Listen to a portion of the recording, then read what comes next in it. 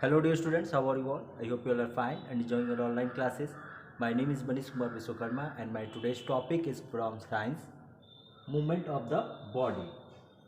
First of all, I am going to discuss with you about this topic, introduction, the skeleton system, function and injuries. These all are the topic which I am going to discuss about this today. The cells that make up multicellular animal are organized into tissue. A tissue, as know, is the group of similar cells which cooperate to perform a particular function. Many tissues are grouped together to form an organ. They work together to help the organ perform its function. A group of organs which perform together to help the body perform life function is called an organ system. Three organ systems help us move the different part of our body: the muscular system, nervous system, and the third one is the skeletal system. The muscular system consists of muscles, nervous system consists of brain, spinal cord and nerves. It coordinates the working of all our other system. In this chapter we will discuss about the skeletal system in detail. Next one is the skeletal system.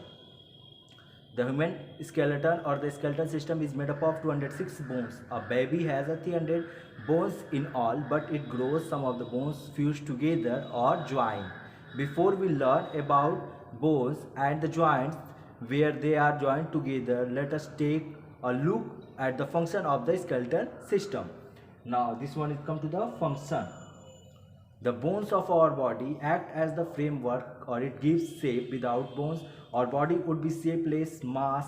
Say it a body of a small, the bones give our body support like the pillar of a building or the frame over the which idol maker makes an idol. The bones also protect delicate or internal organ. For example, the skull protects the brain which lie inside it, and the rib protect the heart and lungs. The third function of the bones, it helps us to move. It is the movement of the bones help the bend, runs, walk and so on.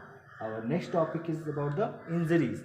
Doctor who help to heal the injuries of a bones joint at the muscles attached to a bones are called orthopedic surgeon. Bones can get cracked and completely broken an accident. Such injuries are called fractures. They are also called dislocated or moved from the natural position. How do doctors know that the bone has fractured? By the taking X-ray image of the bones depending on the kind of injury. The doctor set the bones or put the broken part or plaster. The plaster prevent the movement of the fractured bones so that the body can heal it. The break in the bone is healed slowly by the addition of new tissues. If the broken is not set in the right way, the bone might bend or not heal at all. The injury is very bad. The doctor may need to perform a surgery or operation. Dear children, our next topic is the skull. The bones of the skull are the hardest of all the bones. Some of these from the cranium or the cover for the brain. The rest are the facial, which give shape to the face. Two hollows or socket form of the facial bones protect the eyes.